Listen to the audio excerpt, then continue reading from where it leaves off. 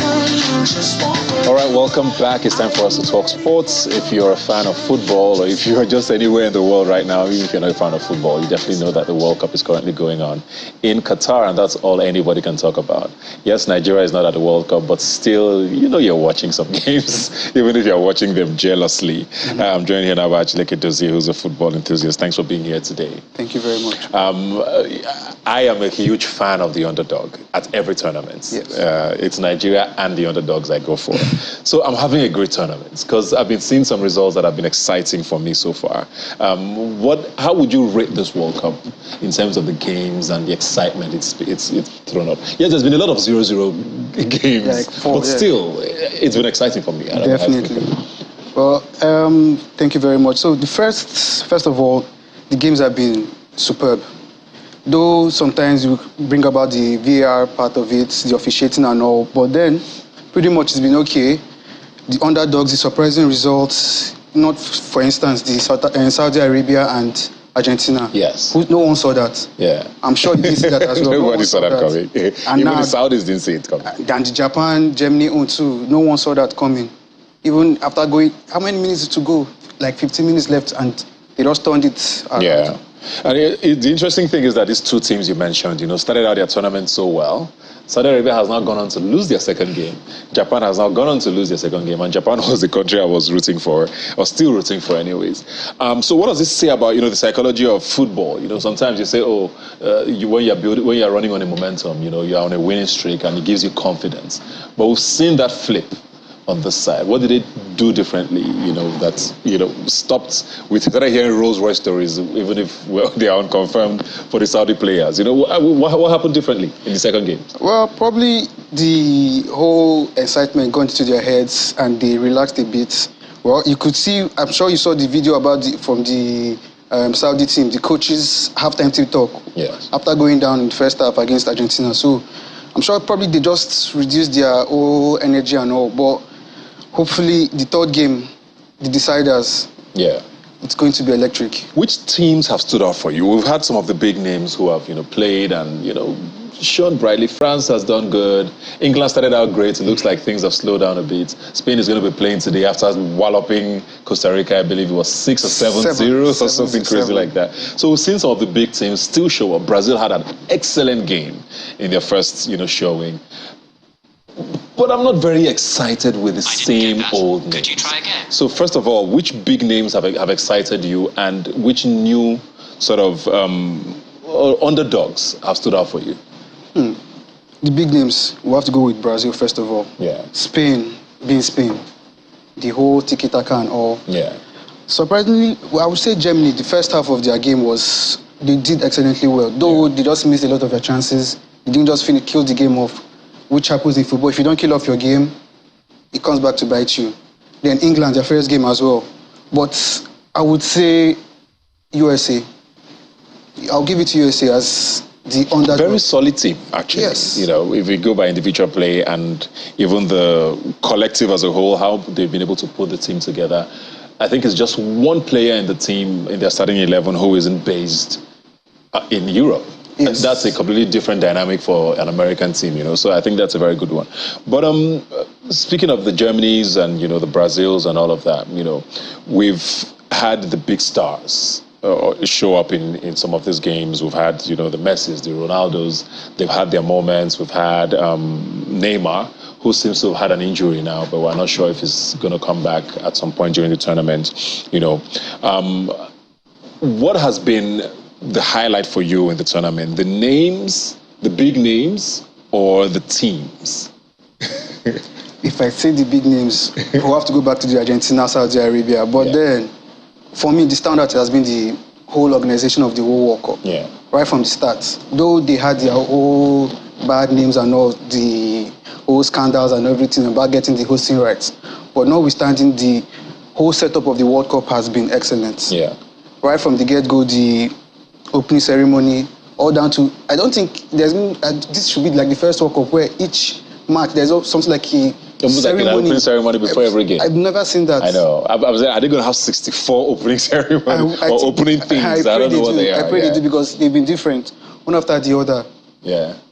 So okay, let's talk about this Messi and Ronaldo conversation now. It's gone on for years. Yes. And the belief is that this is probably both their last World Cups. They've both had games already. They've both scored. And it looks like, there's now talk about who's breaking world record. Ronaldo has scored in the first player to score in 5 World Cups. We heard that Messi is the first to score an assist. Everybody's trying to bring in their own dynamic into the statistics. And of course, the conversation about who the GOAT is continues. Do you think one of them will be in the finals based on what you've seen so far? Everybody wants an Argentina versus Portugal final for some reason, so that we can finally end this debate. Based on their showing so far, have they impressed you? Portugal, they tried. They tried to break down the Ghanaian team, but they weren't that impressive. Then for the Argentina team, it's Messi. It's Messi. Saudi Arabia, they tried and I think they just got a knack of it. The first half, they weren't getting it, but second half, they came out like a different team and they nullified Messi. And definitely nullified Argentina. But the second game, Mexico tried to do that right from the get-go. Once you get the ball, they counter-press and they dispossess you. But Messi, what more can you say? You think you can tell he's a Messi guy in the Messi versus Ronaldo debate? Let's talk Africa now. Okay. I think a lot of us were completely disappointed that it took 5 games for us to see the first African goal. 4 teams played, no goal. Ghana finally came on, had a good game. There's controversies about whether the referee did what or not. Even though some people on the other side say, well, you guys did this to South Africa. This was how you guys got to the World Cup. So I guess karma is catching up.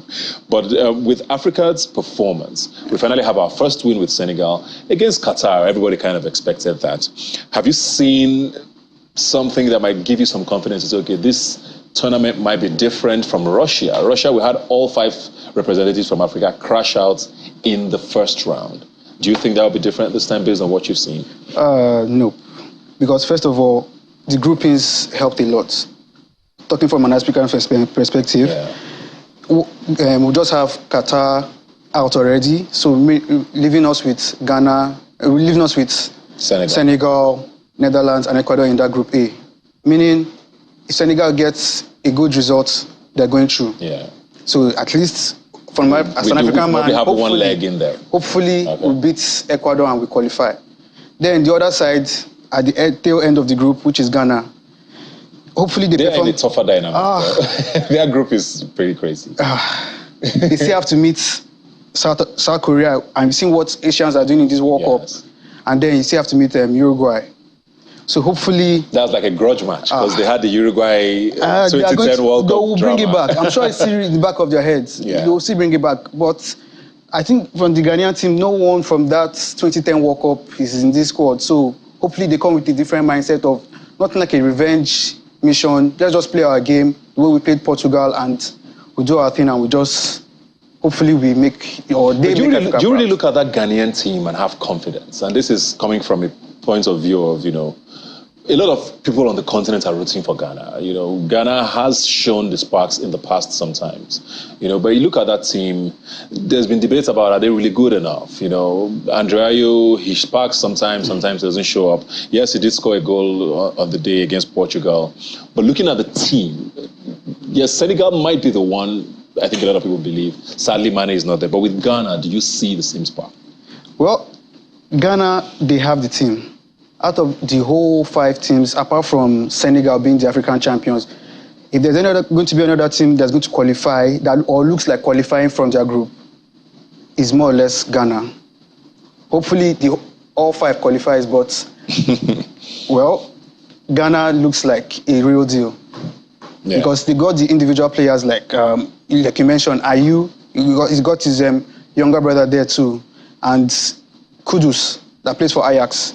That guy is something else. Yeah, but there's Morocco as well. I mean, Morocco is with Belgium, Croatia, and Canada. I think they drew their first game. Yes, and I think they are currently playing Belgium. Belgium is probably the toughest nut to crack, and I can actually see now that Morocco is leading by a goal, which is crazy. Wow, which is good for us. Morocco beats Belgium. They have 4 points now. Yes. And I think they still have Canada to play, I believe. Yes. Doesn't that give you some? Now you've given. Now you brought up this. I mean, I don't think anybody saw them beating Belgium. No one. The game is still on, though. Yeah. Now, if they get the decent the results here, at least avoid defeat in this one. They go into the last game confident that against the Canadian team, which on paper they don't have excellent players like compared to the Moroccans. Yeah. But let's give it to them. Yeah. Let's just let them hold on to this lead. Now you say they are leading, or if they can double it and then go into the final game, at least avoid defeat there. Yeah. That was going to make it 3, hopefully. Of all of them, Cameroon seems to be the toughest one. You know, Cameroon lost already to Switzerland. Yes. We're playing Serbia. I think Yes. tomorrow. Serbia is one of those teams that would always tough to crack. They might not score you, but you most likely will not score them. It's very, very difficult. And then they play Brazil still. You know, at the end of all of it, how do you think they're going to handle that? Well, you know, Serbia they were the team that denied Portugal the automatic qualification. So that speaks a lot already. For them to go to Portugal and deny Portugal and Ronaldo that automatic ticket means they're not there for just the taking. So hopefully, Cameroon, they do us proud. Then the big one against Brazil. Probably with the absence of Neymar, maybe they can see maybe the problem will reduce for them. Tunisia looks like they lost to Australia already. So, I mean, they seem to be out of it. I mean, fingers crossed for Morocco if they can pull this off. Then, of course, hopefully Ghana has the fights in them and Senegal. I'm a little jealous that Nigeria is not there. I tweeted a couple of days ago when the upsets were running in, you know, people were beating up these big games, and I tweeted, we would have won this World Cup. Of course, I was kidding. But it gives you a sense of what could have been if Nigeria was there. But we saw that friendly against Portugal where we lost 4-0 just before the World Cup. You know, do you feel like this would have been an interesting tournament for Nigeria? It's good we didn't make it. Well, if you're going to go by the friendly, I would say probably their minds were not there because they were not going to. They really had nothing to lose. And then probably they want to put too much action into it because the other team, Portugal, we are going for the World Cup. So imagine you break a Ronaldo's leg or a Joao Felix's leg. What happens to you? You look bad on your career. Probably that's why they looked at that game. But Nigeria as a whole, if we had gone to that World Cup, I'm sure we like the big stage. Nigeria, we have some players who are doing pretty well. Osimhen is doing amazing right now. Iwobi has suddenly come into the form of his life. You know, there's always the guys from Leicester, Didi, who's they're always stalwart. So, I mean, maybe it's just the bias in me and the love I have for the Super Eagles. But I just keep wondering, I mean, what could have been if we were at this tournament. But anyway, let's talk about the tournament now as a whole. You've talked about the fact that Qatar is doing an amazing job, but there's all of these controversies as well that have been swirling around the tournament. Do you think football is winning over all of the news that seems to have dominated before the tournament itself started, and even while the tournament is going on? You know, do you think football is finally taking over the headlines, and how interesting the tournament has been is good enough, you know, for Qatar to, you know, say they're doing a great job?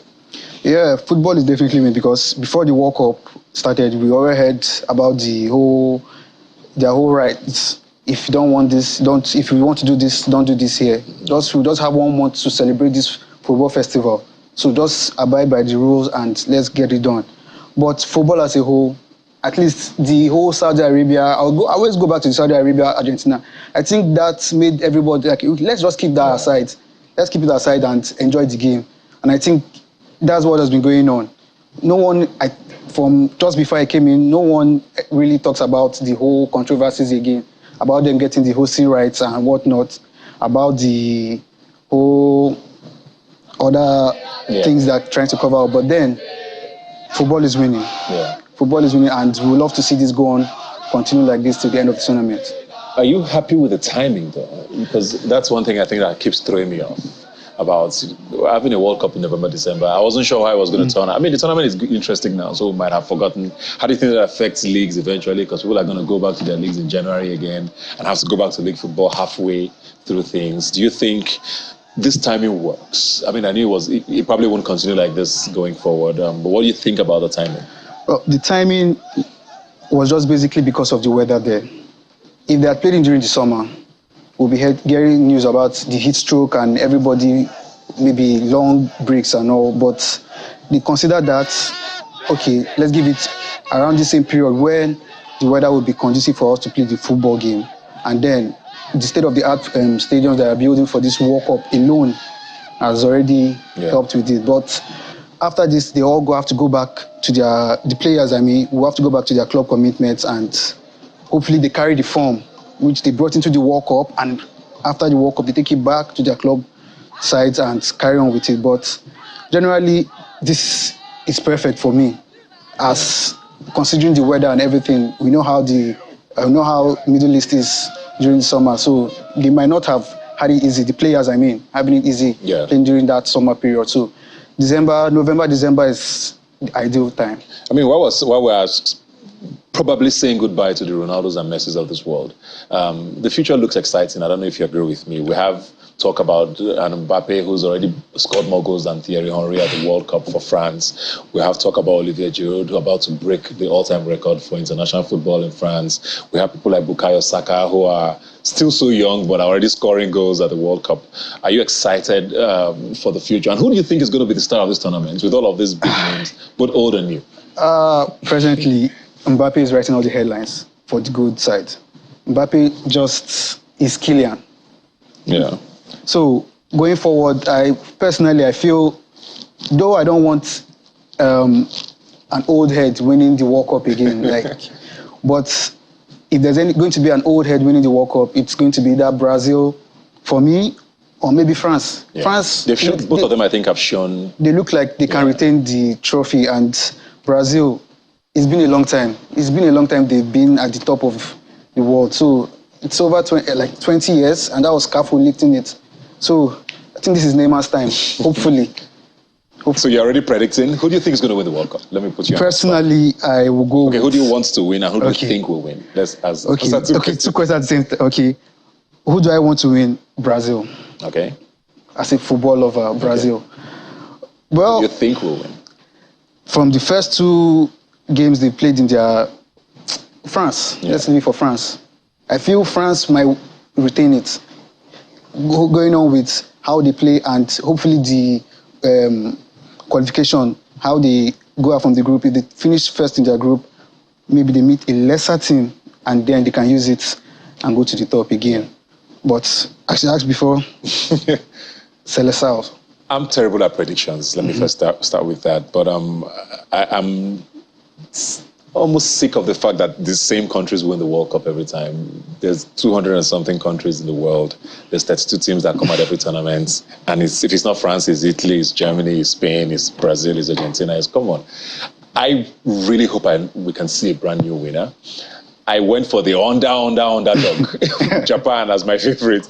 I really thought I was probably alone in that. They've gone on to lose their second game, but we'll see how that goes. Thanks a lot for joining us. Thank you very much. We'll be right back to stay with us. Let's go. So let's dance now. It is my